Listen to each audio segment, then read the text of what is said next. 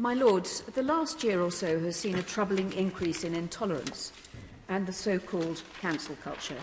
And I think many of us have been at best naive about what is happening at universities and amongst activist groups. A number of recent cases have focused on attempting to silence those who are gender critical or biological realists. Many of them are women, from MPs Rosie Duffield and Joanna Cherry to academics Raquel Rosario Sanchez, Professor Joe Phoenix, and then barrister Alison Bailey, Maya Forstadt, a tax expert, forced to take legal action to protect their reputations and livelihoods. Artists like Jester Wall, and only this week the dancer Rosie Kay, who has been forced out of the charity that she set up for daring to express her views that biological sex is real. These are women who have been intimidated, harassed and bullied for simply expressing opinions that everyone once took for granted, that women are adult human females and that sex, biological sex, matters. As many others, I mentioned Professor Kathleen Stock, who has been hounded out of her job at Sussex University for her belief that biological sex is binary and immutable. Belief. I'd call it a scientific fact, a fact of life, in fact. Professor Stock was accused of making trans people feel unsafe. Unsafe? But why should scientific facts make anyone feel unsafe? Trans people do not all think alike. What about those who agree with Professor Stock? People like Dr. Debbie Hayton. How do they feel? Debbie Hayton is a transsexual who transitioned in 2012. She's written extensively in the press, and I find her perspective rather refreshing. She has defended Professor Stock and written in support of J.K. Rowling. She has little time for what she calls gender identity ideology. Her views could be summarised in a line from one of her own articles. Gender identity is bollocks. You either have them or you don't. It's fair to say that Hayton divides opinion with views like that. But should she not have the right to express them? Not according to the transgender thought police. That's what Hayton called them, and she may have a point. But while they may be policing thoughts, they are not necessarily transgender themselves, but they use transgender rights to attack and cancel others. You do not need to search too far on social media to observe the hate directed at Hayton, presumably for being the wrong sort of trans person. Quotes, Lord Haw Haw Hayton, the quisling wannabe. Debbie Hayton is a monster, a completely twisted human being.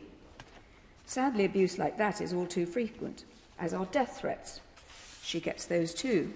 Debbie Hayton is a traitor to her community and should be afforded the proper respect as such. That tweet continued with images of 3 large knives.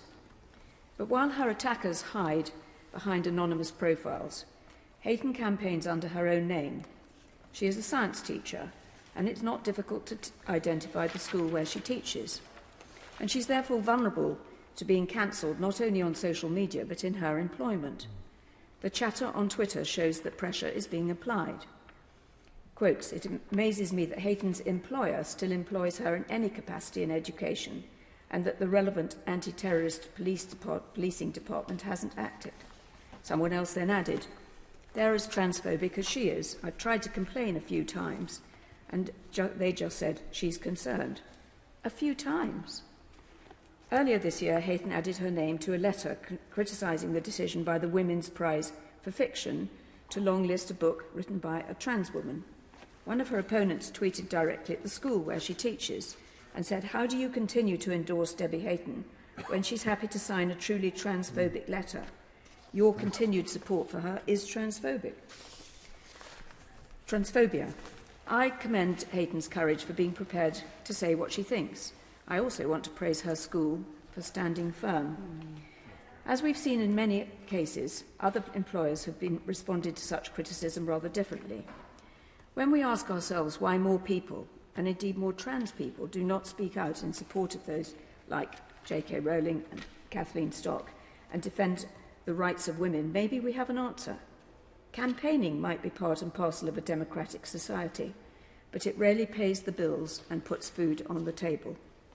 This debate is not a dispute between women on one side and trans people on the other. No, Stock and Hayton appear to be on the same side, and they're both attacked for making rational arguments. But it's not just abuse on social media, if that were not bad enough.